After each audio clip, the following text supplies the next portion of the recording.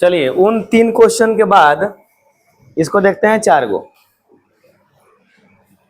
एक आध यहाँ पे भी कंसेप्ट है, ज्यादा तो कुछ है नहीं हेल्दी या ले भी, लेकिन इसको देखते हैं हम लोग। वास्तविक संख्याओं पे एक चौथा नंबर क्वेश्चन देखिए, 2 अपरिमेय संख्या। तो यहाँ ये सवाल ये दोनों लगभग इसी बात पर निर्भर करता है, किस पर? अपरिमेय पर। कह रहा है 2 अपरिमेय संख्याओं का संख्या यहाँ दिया हुआ है, एक अपरिमेय संख्या ये है और एक ये है। तो 2 अपरिमेय संख्याओं का गुणनफल होगा 1। माने इनमें से क्या होगा? 2 अपरिमेय संख्या का गुणा अगर हम लोग करते हैं तो इस 4 ऑप्शन में से क्या आएगा? परिमेय, अपरिमेय, पूर्णांक, प्राकृत। एक कंसेप्ट याद रखिएगा, जरूरी नहीं है कि 2 अपरिमेय का गुणा करेंगे तो हमेशा अपरिमेय हो जाएगा। 2 अपरिमेय का गुणा परिमेय भी हो सकता है, ठीक है ना। वो निर्भर करता है कि हम लोग किन 2 संख्याओं को गुणा कर रहे हैं। तो यहाँ आपको मतलब लिटरली ये कहना चाह रहे हैं हम कि आपको 3 + √6 और 3 - √5 का गुणा करके देखना है। समझ रहे हैं? गुणा इसका करके देखना है। अब गुणा पूरा लेंदी प्रक्रिया में नहीं जाना है। गुणा का मतलब हो गया कि हम लोग ये तो करेंगे ही करेंगे, 3 + √6 और इसका गुणा करेंगे 3 + गेस करिए वितरण नियम, ठीक है ना। जूनियर क्लास में वितरण नियम हम लोग को पढ़ना है, वितरण नियम। अब वितरण नियम में यहाँ से एगो उठाएंगे, दोनों में गुणा कर लेंगे, यही ना था। फिर यहाँ से एगो उठाएंगे, फिर ये दोनों में गुणा कर लेंगे, दोनों में। तो एक स्टेप करिए, अपने आप समझ में आ जाएगा। 3 का गुना 3 से किए तो 3 का गुना 5 से किए तो फिर 3 का गुना 6 से किए तो, और यहाँ 6 का गुना 5 से करेंगे तो रूट, ठीक है। अब किसी भी तरह से परिमेय लग रहा है, यहाँ 5 का रूट नहीं निकलेगा, यहाँ 6 का नहीं निकलेगा, यहाँ 30 का नहीं निकलेगा। जब रूट नहीं निकलेगा तो उसको ऐड करेंगे तब भी वो क्या रह जाएगा? ऑप्शन नंबर क्या हो जाएगा? बी। Option number B. 2 अपरिमेय संख्याओं का गुना, ये अगर कंसेप्ट आ जाए, अब अपरिमेय खाली ऐसे ही दिया रहे, माने सवाल में संख्या नहीं दिया रहे, एक क्वेश्चन इस प्रकार से हम लोग कर रहे कि 2 अपरिमेय संख्याओं का गुणनफल होता है डैश, परिमेय, अपरिमेय, परिमेय, अपरिमेय दोनों में से कोई भी, इनमें से कोई नहीं। तो क्या लगाएंगे? परिमेय, अपरिमेय दोनों में से कोई भी, ठीक है ना। क्योंकि ये श्योर नहीं है, यहाँ अपरिमेय आ गया लेकिन हर केस में एप्लीकेबल नहीं है। हो गया ये कि 2 अपरिमेय संख्याओं का गुना करना होगा तो एक आध स्टेप गुना कर लेंगे, गुना करके देखेंगे कि क्या आ रहा है। यहाँ इसमें से किसी का रूट नहीं निकल सकता है, इसलिए क्या हो गया? अपरिमेय हो गया। यहाँ पे आएंगे तो सरलतम रूप ये किस क्लास का है? 9th क्लास का, ठीक है ना। 9th क्लास में डिटेल्ड में इसको पढ़ना था कि 0.3 और 0.4 का इनमें से रूप कौन सा है। अभी इसका एक तरीका बता रहे हैं।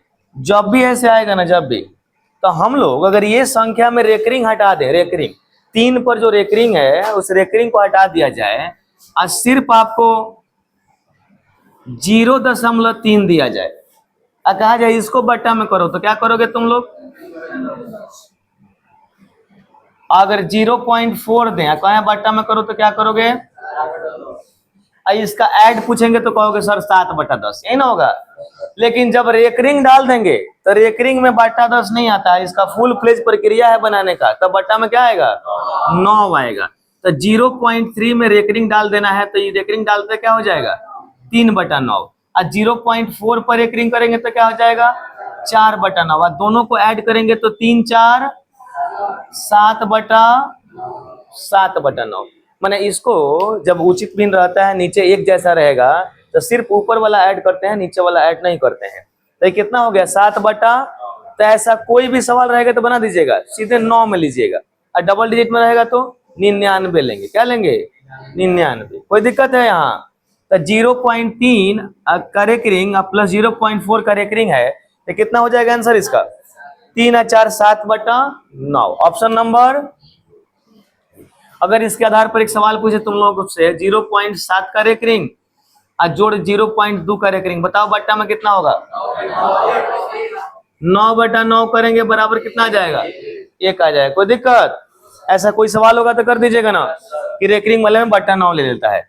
यहाँ देखिए यदि दो संख्याओं का 6 नंबर क्वेश्चन है हम लोगों का, यदि दो संख्याओं का मसा कितना है बाबू और लसा कितना है, एचसीएफ कितना दिया हुआ है 25 और एलसीएम कितना दिया हुआ है। इस पर एक छोटा सा थ्योरी लगता है, छोटा सा, और उसका नाम थ्योरी है ए गुने बी बराबर एचसीएफ गुने, बस देख लो, छोटा छोटा थ्योरी याद करेंगे, ऑब्जेक्टिव बनने में कोई दिक्कत नहीं होगा। ये लिखाया हुआ है थ्योरी आपको कि दो संख्याओं का गुणनफल उनके एचसीएफ और एलसीएम के गुणनफल के बराबर होता है। आपको अननोन छांटना बताए हैं ना पूरे क्लास में, कोई बताओ तो इसमें कितने अननोन है?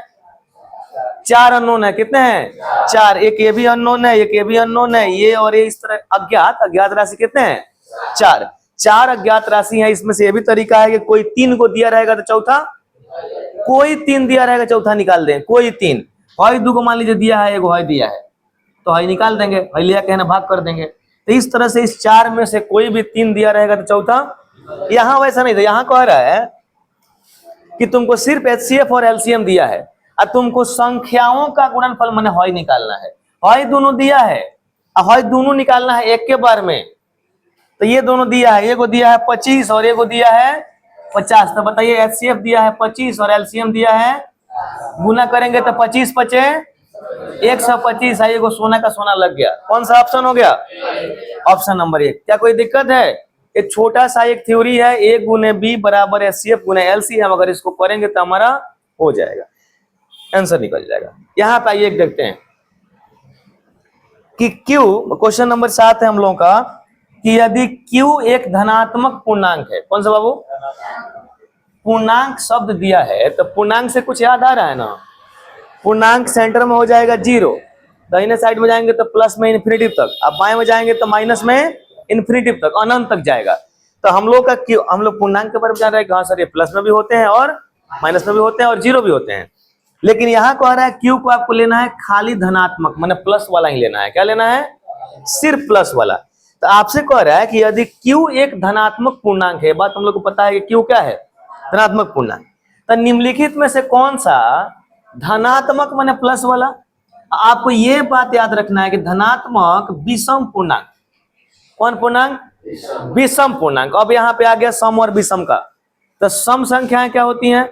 जिनके अंत में 0 या 2 या 4 या 6 या 8 इसमें से कोई भी आए, सम संख्याएं हो गई जिनके लास्ट में 0 या 2 या 4 या 6 या 8 इसमें से कोई भी आएगा तो कौन संख्या कहलाएगा? सम संख्या। अब विषम का, अगर लास्ट में 1 या 3 या 5 या 7 या 9 कुछ भी आए तो क्या कहलाएगा? विषम संख्या।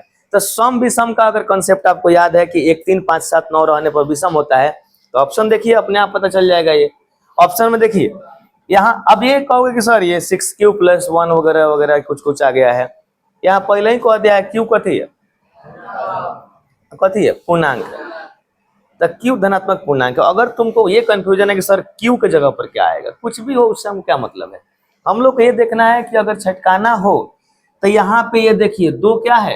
सम संख्या, 4 क्या है? 6 क्या है? विषम में कौन है? क्या भारी है ये? ऐसा आएगा तो छांट देंगे ना। आई होप कि ये चारों क्वेश्चन क्लियर हो गया होगा। इसका जो भी हिंट अगल बगल में लिखाया गया है उसको नोट कर लीजिए।